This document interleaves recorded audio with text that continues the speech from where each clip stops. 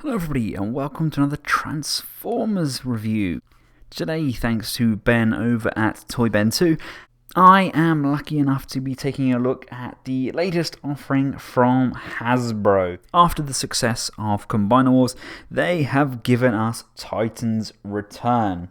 It's Hasbro's re-envisioned version of Headmasters, and to be honest with you, I really like it. In today's video, we are going to be taking a look at Furos and Hardhead. Not really sure why they had to change Duros to Furos. Maybe there's some sort of copyright issue there, or maybe they couldn't get the name. I have no idea. And apologies that the fact I haven't got my standard grey backdrop here. I'm in the process of moving a few things around and packing some boxes up for TFCon, and unfortunately my backgrounds are coming with us. So we've got a black backdrop for the moment. In my opinion, it carries a very good likeness to the original G1 animation. The head sculpt is pretty nice. I mean, please bear in mind that this is actually a deluxe figure. It definitely carries the build quality, the detailing and the characteristics of what we would normally associate with a Voyager.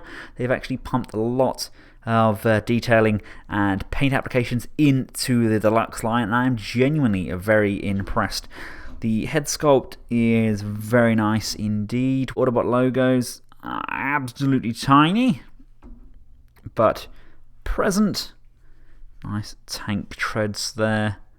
We do have hollow legs with these, but it's a deluxe figure. I mean, when was the last time we got a deluxe of this standard from Hasbro?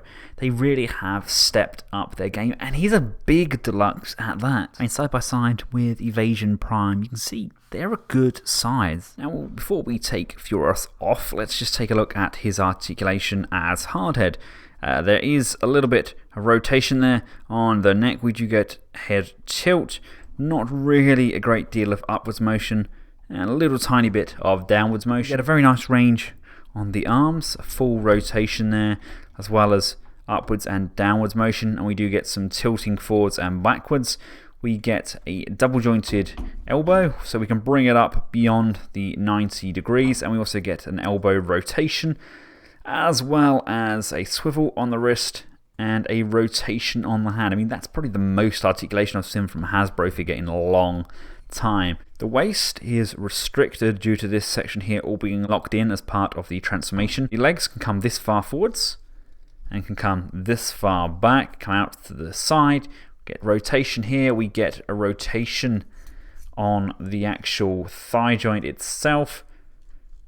We get a bend at the knee, and we just get an up and down motion on the toe. Unfortunately, no pivoting there whatsoever, but we do get a bend at the actual knee. Yes, it's part of the transformation, but it does also act as almost a tilt on his legs. Hardhead comes sporting a very G1-esque rifle with all the hollowed out sections and a very nice G1 colour scheme as well. I think it's almost an exact match. Ah, man, I regret selling all of my G1 Headmasters. What a fantastic line that was. His cannon does attach quite nicely on the back there, just using a peg, and we can mount it all the way down like so. This is how he'd have it in his vehicle mode anyway, but I think he looks kind of nice having that over his shoulder like that in his robot mode. The headmaster ports on these figures are very easy to attach and detach. It's literally like we used to have it back in the heyday, with a grooved section cut out, and the head section literally just tucks in and slides into place. And let's remove the headmaster and let's take a closer look. Again, very impressed by that detailing. Transformation is as you would expect. Quite simplistic for the mold. Head sculpt is okay. It's very, very small. I mean, these are very small figures indeed. I mean, I'm talking micro man small. The arms do come out. They are on very small ball joints. The legs unfortunately do not separate. They are fixed together, although we do get outwards motion and a nice bend at the knee, allowing him to drive when Hardhead has transformed. We do get up and down motion on the arms, and like I mentioned, there is a ball joint there, so we can get slight outwards motion, but it is heavily restricted by the shapes of his arms. The head does rotate a full 360 degrees, and we do get forwards and backwards motion. Transformation for Hardhead is pretty simplistic, pretty much mirrors what we had with his G1 counterpart. No real surprises are involved, but that being said, it's a nice smooth transition and it's actually quite enjoyable to do. Everything seems to slide into place quite freely with minimal force, and the overall effect is very pleasing indeed. You notice all of the tabs line up where they should, everything folds away and hides in correctly. Hinges are nice and tight, everything tucks away nice and tidily, minimal gaps, minimal robot visible, resulting in a very nice transition between robot and vehicle mode. Now let's not forget we do have place for our pilots. There are no exact peg holes on this guy, you can just sit him down and he does sit in there very comfortably. That's a very nice cockpit for him.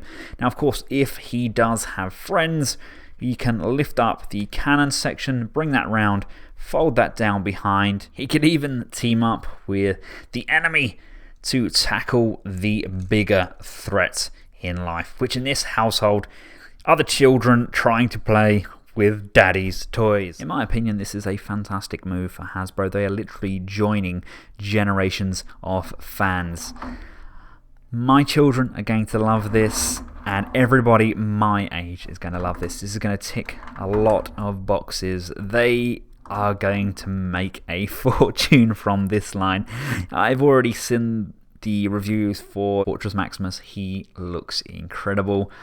I love the fact that there are various points around the vehicle for the characters to stand as well. We can just pop them around here so they can just sit and have a chat like you do.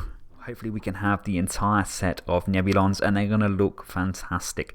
I sold a lot of my Hasbro stuff off and kept it down to kind of the Masterpiece line and some of the Legends, but this is going to be the collection for me. I liked Combiner Wars, but I think they've hit the nail on the head with this, and Hasbro, I can't thank you enough. I really am looking forward to seeing what you do with this line.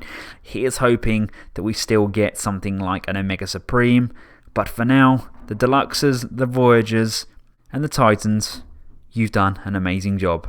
Well done, Hasbro. Thanks for watching, everyone. I hope you found this video useful. If you have liked it, please give it a big thumbs up. Feel free to share and subscribe. And until next time, from myself and Hardhead, thanks for watching. Goodbye.